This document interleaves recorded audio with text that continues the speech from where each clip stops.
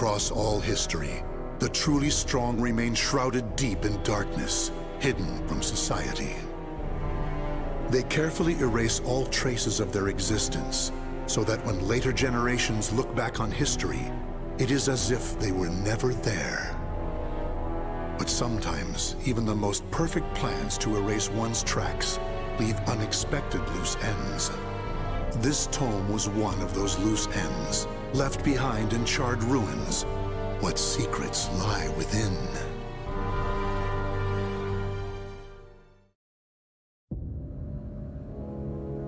Zassalamel created me. A banal way to begin a tome, but writing down one's own history in a book is strange enough to begin with. I began writing this as an indulgent pastime, so I may as well enjoy myself. Now, about the cursed sword known as Soul Edge. I intend to record its secrets in this very tome. However, I must exercise caution. A fitting end awaits all who seek the cursed sword. Some may laugh and call this an exaggeration. Should anyone who has held that sword ever read this tome, though, I'm certain they'll agree with me. The origin of Soul Edge is a mystery. Legend says it was once an ordinary sword, void of any power. But after fighting on countless battlefields, it gathered a great deal of negative power, until a curse fell upon it. That much is true. All who took Soul Edge in their hands became slaves to the blade, murdering until they bled their last drop of blood. That is why so few know of it, despite its appearances time and time again throughout history. Until, that is, an age long past, when there appeared a man with a mind powerful enough to resist the sword's control.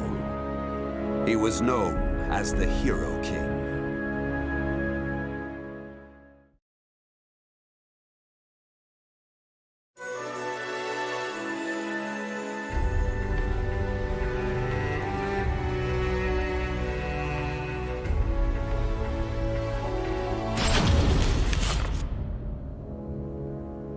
In that ancient age, great change came only through war.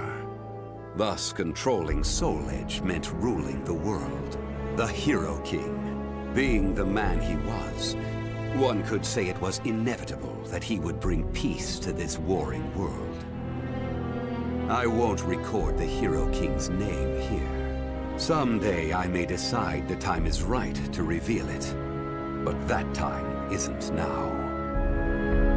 It is said the Hero King lost Soul Edge due to his jealous son. After the Hero King killed his son, the spirit sword SoulCalibur was born from the remnants of the cursed sword. Indeed, the cursed sword and the spirit sword both come from the very same steel. While the name Soul Edge is known to a select few, the name SoulCalibur is known to almost no one. There is a reason the spirit sword was never revealed to the world. Some say the Hero King created the spirit sword, but the truth is that the Hero King risked his life and failed. Those who would carry on the dead king's wish and perfect SoulCalibur were to come later. They were known as the Guardians of the Spirit Sword. Like a thief in the night, they took the Spirit Sword and withdrew into the dark recesses of history. They told others of the Hero King's Spirit Sword, and that they were going into hiding to both prevent SoulCalibur from being used for evil, and to prepare for the threat of Soul Edge.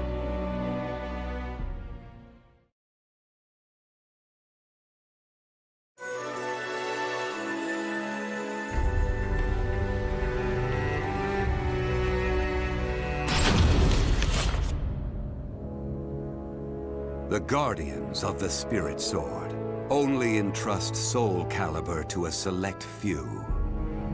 One recent example was a king from medieval Europe. Born in Britain, the king used the spirit sword to rule a large swath of Europe. I'm skeptical as to whether the king ever truly existed, but assuming the tales are true, he was somehow connected with the guardians of the spirit sword, from whom he received the blade. Also, it would be reasonable to assume the king fought with the one who possessed the cursed sword and won. After the king's death, though, no one knows what happened to the spirit sword. Perhaps we should assume it eventually found its way back to the guardians of the spirit sword. But it should be noted that their power had dwindled greatly by that time. At the same time, there were those who awaited the second coming of the king. On the eve of the king's passing, a loyal knight set forth to find the spirit sword and restore the crown. That was the start of the secret society known as the Aval organization. They hid themselves well for a considerably long period of time. Not even I learned of their inner workings until quite recently. Sworn to the late king, the Aval organization sought the spirit sword and secretly assassinated all whom they deemed outsiders, those who were aligned with the cursed sword or did harm to humankind. A deeper look, however, reveals there was some unrest hidden below the organization's seemingly unshakable exterior.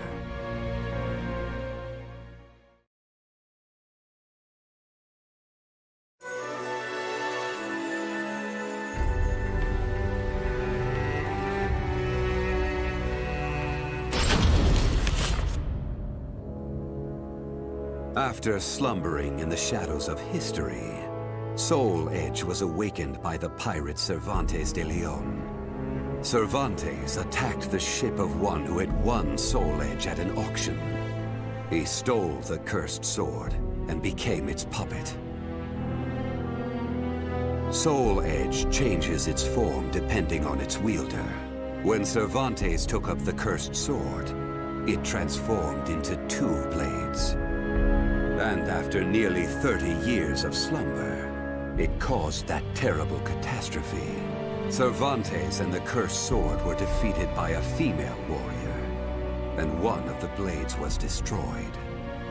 Shattering without coming in contact with the spirit sword was a first for Soul Edge. Immediately afterwards, the evil seed occurred.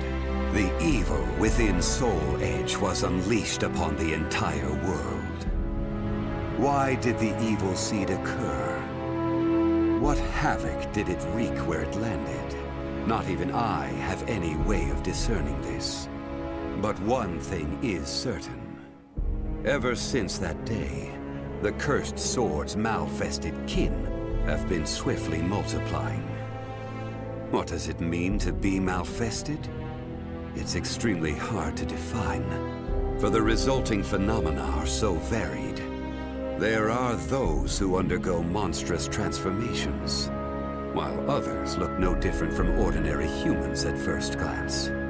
In addition to humans, some animals have experienced transformations as well. Common traits of the malfested include heightened fighting instincts and violent tendencies. Some become beasts, hungry only for slaughter, while others use strategy to entrap powerful foes. But they all slip into towns and cities, seeking blood under the cover of darkness. Some time after the evil seed, the Azure Knight Nightmare appeared. Rumors said he possessed Soul Edge, and his string of indiscriminate murder seemed to agree with this. Personally, I was also interested in discovering this knight's true identity. I then received news that the Aval organization had encountered him and were defeated. It intrigued me that there seemed to be someone in their organization deeply interested in the evil seed.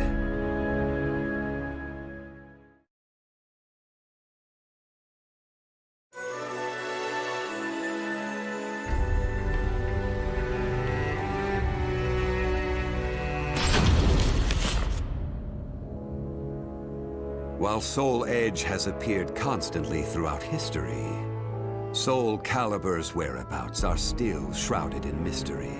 In time, I lost interest and gave up trying to search for any traces of it.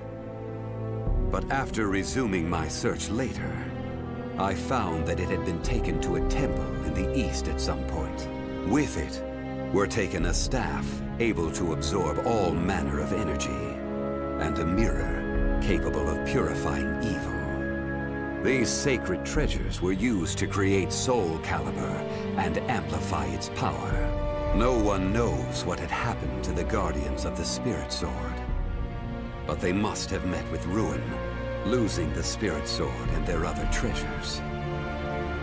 As for the temple, it later became Ling Shengsu, a famous martial arts dojo that worshipped the Spirit Sword and the other weapons as the three sacred treasures.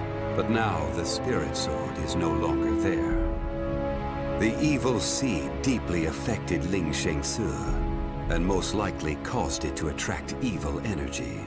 Its martial arts students were soon overcome by madness and battle lust, and ended up killing each other. The temple fell in a single night. Therefore, no one knows what happened to the Spirit Sword. Only one student of Ling Shengsu survived. While the survivor didn't possess SoulCalibur, there was clearly merit in looking into him. What powers did he possess? What could he accomplish? I was deeply intrigued.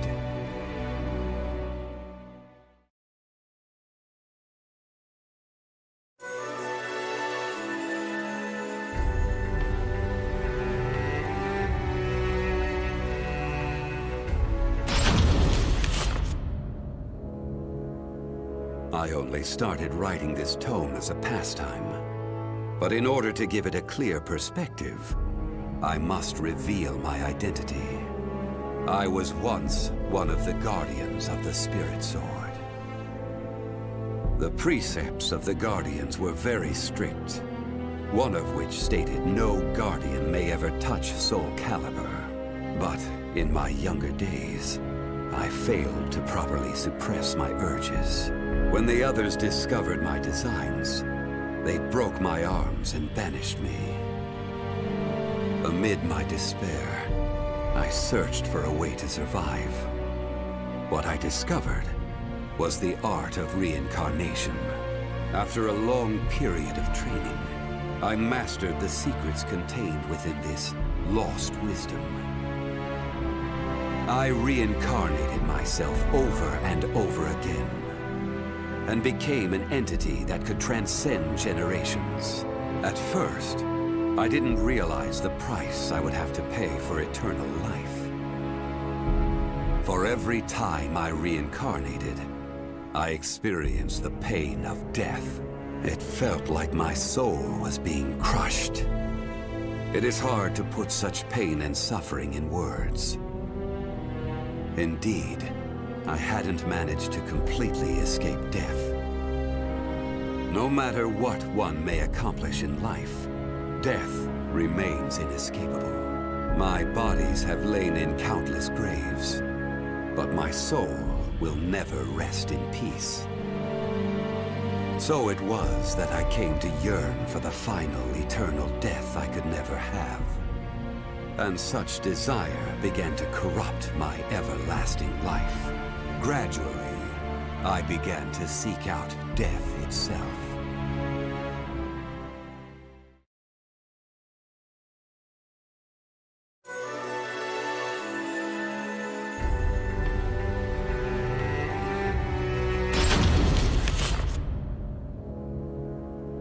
That was 1,000 years ago. My desire for death was at its peak. That longing for true death led me to even take hold of Soul Edge. Wisdom, power, battle lust. In those days, I felt I could do anything. But when it was over, I was forced to confront just how prideful I had been. As a puppet of the cursed sword, I kept fighting to my last breath. And for what? I fought in an age of endless war that spanned the world, all to establish a certain dynasty. That is all I'll say on the matter. I've lived as every type of person. Old, young, man, woman. But I've never felt as much joy as when I wielded that power. However, not even the cursed sword could free me from the chains of samsara. And so I died, and was born again into this world.